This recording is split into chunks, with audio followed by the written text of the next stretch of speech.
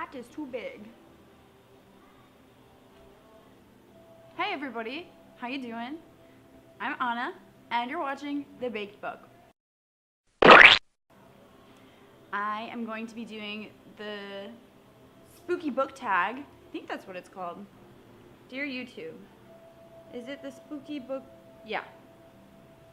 Spooky book tag. It's tagged by Allie Sugar. How you doing, girl? Thanks for the tag. If you haven't checked out Allie, she is legit. She's an author and she's like writing a book, and she really knows what she's talking about. She knows her stuff. Number 1, Corn Maze. What book had you confused and lost from the very beginning? Infinite Jest. I think anybody who has ever read that book will say Infinite Jest. And if they don't say that, then you're like super smart or really lying. I don't know. I didn't actually finish it. I got like 3/4 of the way through. And then I was like, you know what? I think my time is worth more than this. So reading it after like 3 years of not reading, I spent like 3 years traveling and focusing on La La Land. So that's like the first book I got into after I haven't read in years. And that was like a really bad decision. And I'm really surprised I just wasn't like, oh my God, reading is so pretentious, and never read anything again. Second question, Haunted House. What book has the creepiest setting? I would say Mother Come Home by Paul Horschenheimer. It's a graphic novel. It's really beautiful. I think you can like see some of these illustrations. Like it's like a young boy, and his father is institutionalized and he has depression. And that was just like really creepy for me because it's very real, and it's like a creepiness that can like haunt your life and like destroy a family. So I really liked the realness of that. So this is one of my all-time favorite graphic novels. I think maybe my favorite. It's really accessible and very easy to read. Recommend this so much. Number 3, Ghost Boyfriend. Who's your eternal book boyfriend / girlfriend? I'll go with boyfriend on this one. Boris from the Goldfinch. He's not really the kind of guy that you would take home to meet your mom, but if you haven't read The Goldfinch, Boris is reckless and ridiculous. A big part of his part in the book, he's like a 16-year-old alcoholic, and they just have a lot of fun in Vegas stealing stuff and tripping on acid. And Caramel Apple Suckers. Best dang Halloween book ever. I don't know. I'm just gonna skip this one because I don't even want to guess. I don't know. Number 5, Vampires and Everything. What is your least favorite Halloween trope? Probably like scary movie boobies. Yeah, so it's like when like a really like young girl is afraid for like no reason, and she's just like, oh my God, no, don't hurt me. Oh my God, don't open the door. No, we're gonna die.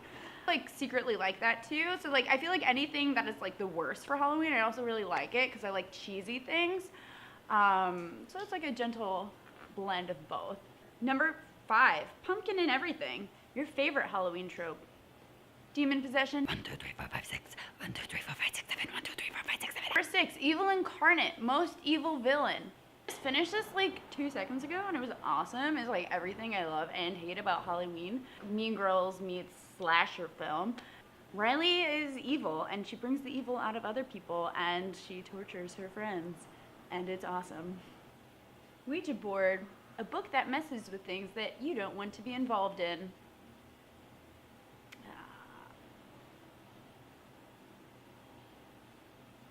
I don't know. I'm gonna skip this one. Also, am I allowed to skip? How many can I skip?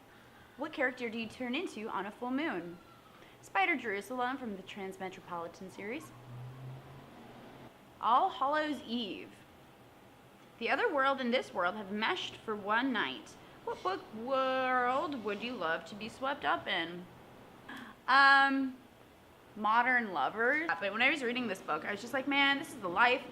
Okay, so even like the author has like a really cushy life. I feel like her dad was an author, and so she kind of just like slid on in there. Mom's a writer, and they're like living in like the I think in this one they're living in Brooklyn, and they all live like within like the same block of all their friends, and they all own their houses in Brooklyn, and they're all like 50. So basically, like, I just want to be that for like a day. 50 and like own a house in Brooklyn, I guess, and be like a writer. That'd be great. Voodoo Doll. What author would you love to take control of and make them write anything you want? Donna Tartt and Haruki Murakami, and I would make them write a book together. Black Cat. What red flags do you look for when you first starting a book? First thing, I don't know if it's like a red flag, but it's like a red flag within myself. If I like can't pay attention and I'm like constantly reading like the same like paragraph over and over again, I'm like, man, maybe like this isn't a good book for me right now because I can't pay attention to it at all.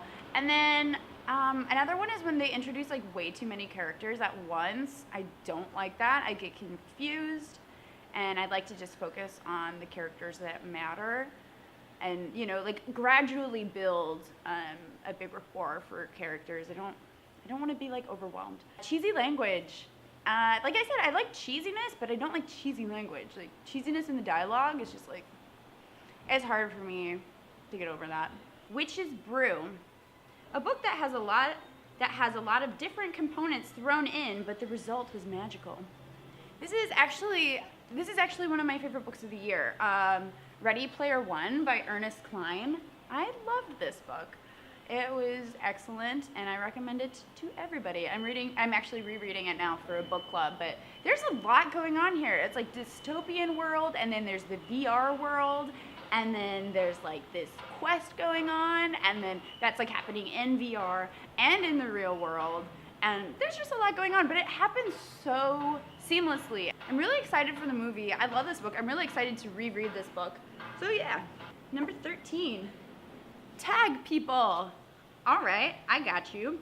I tag Symone at Symonebooks, Julia at ShakespearandSuch, BookRoast, I don't know your name, but BookRoast, you're tagged, Emily at Possibly Literate. All right, y'all, thanks for watching, and happy Halloween. You're watching The Baked Book.